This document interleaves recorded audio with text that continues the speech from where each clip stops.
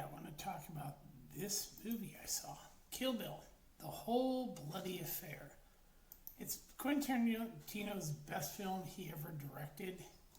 I mean, we're talking about probably, it started as an idea, The Bride by Quentin Tarantino, and became his best movie he's ever directed.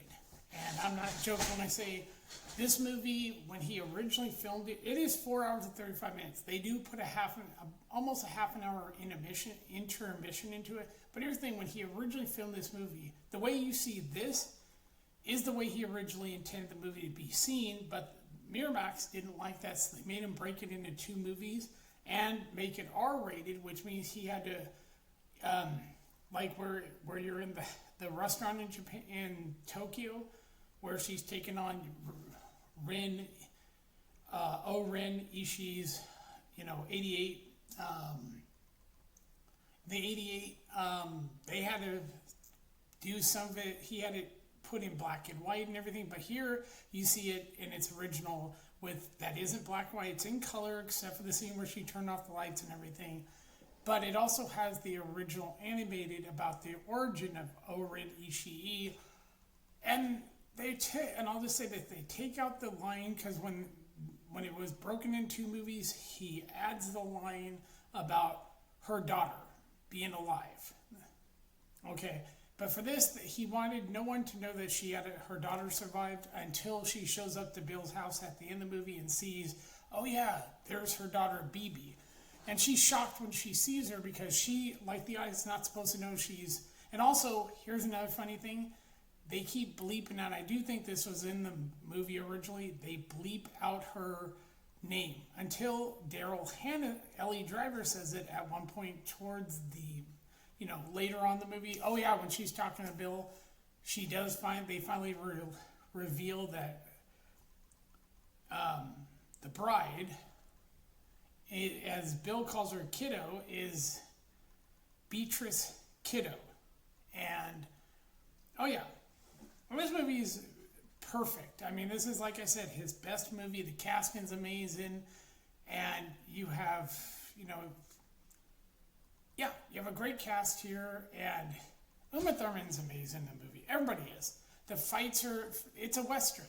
Because that's what samurai films are. They are Westerns. And you have this revenge story so perfectly told that in this whole bloody affair, you see it perfectly as he intended it. And it is long. It's 4 hours and 35 minutes. But there's a reason this movie flows as one film instead of 2. It makes a whole lot more sense when you get to the conclusion, each chapter. I mean, and so, and you see like, and if you sit through the credits, they say the lost chapter. It's in this is Quentin Tarantino. The lost chapter has to do with the bride, voiced by Uma Thurman, and it's supposed to be Go-Go's sister Yuki going for revenge in, I think it's LA, but it's called Battle City, and you hear Quentin Tarantino telling Yuki where to find the bride, and you can tell it's Fortnite, and it's actually really well done. I mean, it's pretty, except for the fact that when they get shot, it turns blue. There's no blood.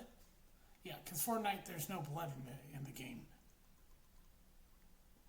But this movie, getting back to the movie, it's, how to put this, it's probably the most perfect movie, one of the best revenge stories.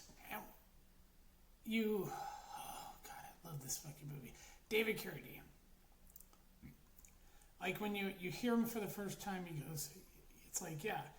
He says right before shooting, this is my most masochistic I'll ever be. And he's right. It is the most masochistic. But at the same time, you get that by the end of the film, he does regret what he did. And he says there's some things you do, once you do them, you can't take them back. And that makes what happens at the end of this movie makes so much more sense to, she wants revenge. She's going to kill Bill. But when they broke it into 2 movies, the ending sort of doesn't work as well as when you see it here, the complete 4 hour and 35 minute movie. that ending makes a whole lot more sense, and it makes sense why what happens after that. Her, it's obvious she realizes, yeah, she got her revenge, but at what cost? Is she really ultimately happy with what she did? I don't think so. I think she realized Bill did a good job raising their daughter because she seems very well adjusted, and I don't think Bill would ever let his daughter become an assassin. I think he's a very protective. It seemed like yes, he's an asshole, he's a murderer, but she knew this when she hooked up with him. But it's like, yeah, and from the first with, when the first person we meet of is Green, and she's married with the daughter, and it's like, she even says, if I could go back, I would change what I did. It doesn't change. And she goes, that doesn't change the fact that if we were to be, points out, if she were to make everything square, she'd have to kill her daughter, and then wait for her husband to kill him to make everything square. Because remember, she doesn't know about her daughter being alive at this point. But then we get to Japan, where Sonny Chiba, probably one of the greatest actors from Japan, plays Hattori Hanzo, and she makes her a sword, because this is a Western after all. And then, yes, this is, like I said, this is probably one of my favorite movies, probably my favorite of Quentin Tarantino, because the way he structured it, it's like, wow, how do I put this without fucking, his other movies are good, but this is his best movie because it's like you see it all the way through. You see where he thinks about each thing. The shots are the way it's filmed. And by the way, the difference between a photographer and a cinematographer is the director of photography just controls the camera, which way it's filming. They don't deal with light. That's a gaffer. A cinematographer is both the director of photography and the gaffer. So they deal with light in the scene and everything.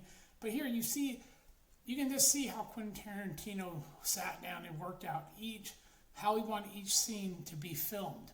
You can see his brain. Like, I could picture myself sitting in the room while he worked with him and Uma Thurman and everything, and he telling the story, the stunt choreographer and Zoe Quinn, where he wanted. Because you can just see it as you're filming. You can work it on your brain how he filmed each of these shots, And it looked like they were having a lot of fun making the movie. Everybody enjoyed making this movie. And it's a fantastic movie. And you have Michael Parks, you have Gordon Liu, I think that's how you pronounce his name. He plays two characters. He plays Johnny Mo and he plays Pai Mei. And then you have Michael Parks. He plays the sheriff at the beginning of the movie, and that is his real life son, by the way. Then you have him playing Esteban, which I love Esteban. He's sort of like, as Kiddo says, Bill collected father figures, and Esteban's a great character.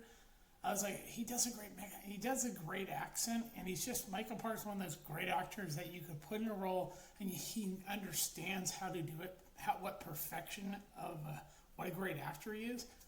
I'll say everybody in this movie is so good. Even the kids are really good. I mean, this is Bibi, her, as an adult, but as a kid, that was her first movie, and she does such a magnificent job playing the bride, Beatrice's daughter when we see her. Look at this cast. I mean, this is, like I said, this is perfection of a film that, you go, yeah, everybody in this movie did such an amazing job of their characters and everything. And you're like, yeah. And the animation for the origin of Oren Ishii is so fucking brilliant. I mean, it was done in Japan, so they know how to animate stuff. But the way it tells that, and the fact that was cut from Kill Bill 1, understand the reason that's there is to tell you who Oren is. So when you see her as an adult, you understand why she's the way she is. And I like that. I like the fact they gave Oren this backstory of her parents being murdered by the Yakuza. And this is the guy who does the voice of Big Boss Matsumoto. Yeah, the asshole who is responsible for Oren's parents' murder. Yeah. And this is the actor who does the voice of Pretty Ricky. Yeah. So, I mean, we have This movie's so fantastic. And Kenji Oba, this guy, he's the guy that works with, he works with Sonny Chiba. He works for him. And I just love the structure, the layout, the whole story. I mean, even the extras are great. Having a real life Japanese band in there, and you get to see all the time they put to make this movie. God, this is the perfect Quentin Tarantino movie. It's long, yes, but it's the way, if you saw it in two parts, it loses something. Seeing it this way while it's in theaters, it's perfection. And I couldn't praise it more for how we're talking about actors you don't think about. Like, you go, okay, like him, Larry Bishop. Most people don't know who Larry Bishop is. Him being Buck's boss, and he's just he's like, well, you know what, you think that because the strip club is the strip, it's empty, there's nobody there, so Buck says, well, look, nobody's here. And he goes, so you don't want to work. I'll stay home till I call you. And that leads to him wanting to sell the sword for $1 million. You know, the bride's sword, the one that she got from Hattori Hanzo for $1 million. And not realizing he's in the ad. That Ellie Driver is probably the most sadistic character. She really is. Because the way she thinks that Buck, being the one that killed, Beatrice, robs Beatrice of the right to die at Ellie Driver's hands, that she deserved better than this guy killing her, which, I mean, not Buck, but Bud. Because you think Bud is trash compared to his brother. And she's right. In a way, Bud is shit compared to his brother, Bill. But yeah, it's just, I could just, go through this movie and go, yeah, this is the young guy, by the way, when the lights come on, he's holding the sword and she cuts him and then tells him, grabs him, realizes he's a kid, telling him, spank him on the ass with the sword and tell him to go home to his mother. That's him. That's this kid right here. But I've seen her in other stuff. I think it's Chiaki Kuriyama. Yeah, she's great as Gojo. Yeah, Go-Go, that's what they call her. I said Gojo. Go-Go. And she's done, I've seen her in other stuff. I mean, she's fantastic. I mean, everybody's great in this movie. But you just have this, and I know Lucy Liu is actually of Chinese descent, so it makes sense to have her character half Japanese, half Chinese and American. But, in Japan, you have to understand the Japanese are not fond of their own people breeding with other people. They are pretty racist about that. So, when you have the boss, the one guy point out that she's half Japanese, half Chinese, and half American. It's like she's Japanese, Chinese, and American. He's not happy with her being the head of the Yakuza, was supposed to be just Japanese. And, I just love the movie. I could go into this forever, but it's like, there's something about seeing this 4 hour and 35-minute movie that works better when you see the whole thing, and you see it on the big screen. I saw it in 77 millimeter because it had the bars on the bottom and top. This movie is gorgeous, and it just holds up over time. That's why I said seeing this on the big screen. There's a reason to see this on the big screen. It's perfection. I could not say that about a lot of film. But this movie, look at this poster. This is literally the original, when you go to the theater, this is the poster they show for it. And seeing that, it's like, yeah, it's the most perfect movie, Quentin Tarantino's magnus opus. Think about 2011 is when this movie originally came out. That's a long time ago. Yeah. No, it came out in the 90s, actually. You're saying 2001, but this movie came out in the 90s, I believe. Let me look that up. Kill Bill. I'm going to look that up. Let me see when Kill Bill...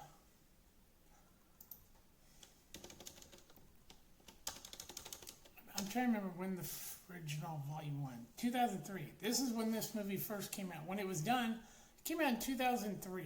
Think about that. Yeah. Right there. But this version of it came out this year.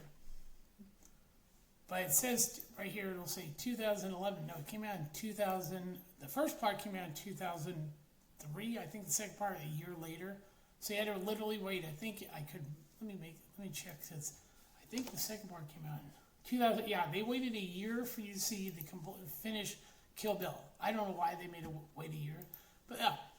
And this movie, for the way it's structured, everything, yeah. It goes back and forth. It tends to be a technique when you start a movie here to go back, have a reason to go back to, you know, like the thing with her character, like after, you know, she, at the beginning of the movie, she goes to Green's home, you know, kills her, then we go back to where she's in the hospital, Ellie Driver shows up to want to, you know, yeah, and we get the flashback to what happened at the church, and yeah, it's you know, they don't show all the you know, violence of the shoot, but you do get the sense that, yeah, it was pretty violent. People were murdered. And I do think, if I remember right, Uma Thurman was actually pregnant when she played the pregnant bride. She was actually pregnant, and then they waited till after she had her kid, and then she came back and completed the movie. But yeah, and Zoe Bell, one of the best stunt women from New Zealand, who is in Death Proof, by the way, playing herself, and she was Uma Thurman's stunt double. And you can see where Zoe Bell's doing the stunt work. I mean, if you really care, you could actually, if you understand how stunt work, there's certain things that she's not going to do in the movie that you can clearly tell with Zoe Bell. But the cast of this movie is amazing. The smaller parts are great. It's like you see these, like some of these people, it's like, yeah, they're not in the movie much. But the fact that you see like how he thinks about each character, even the minor characters, like this chick, Rocket. If I remember right, or was it, she was, one of these two women, I think, was the whore that has her face slipping, because Esteban says, I would have not shot, because he brings up that she was shot in the head by Bill, which happens at the beginning of the movie. But he said, I would have just cut your face. I would have been kinder to cut your face. And it's like, yeah, this movie is awesome-tastic, as Jeremy John said. They take out, you know, to whole thing, you don't find out about her daughter till the moment you're supposed to, which is when she comes in and sees her daughter and Bill and everything, and it's like, she's shocked. That's originally how you're supposed to find out about BB, not when they give the line away in the part one at the end. And yeah, when that part one ends and they took that out, that's where the intermission comes. And then we come back, it's the second part, Kill Bill Part 2. Yeah, Part 1's long because you have the animation scene, which Oren Ishii, which is fucking awesome, by the way. And it was done in Japan, by the way. The whole movie's great. Everybody's fantastic in this movie. I couldn't praise this movie even more. You know, I might do a bigger, longer, like, breakdown of this thing, but yeah. It's so worth the time to see this movie that if you don't see it in theaters, you're kind of missing out on what makes this movie so great. So, yeah, this is Gilgamesh. I will talk to you later. Bye.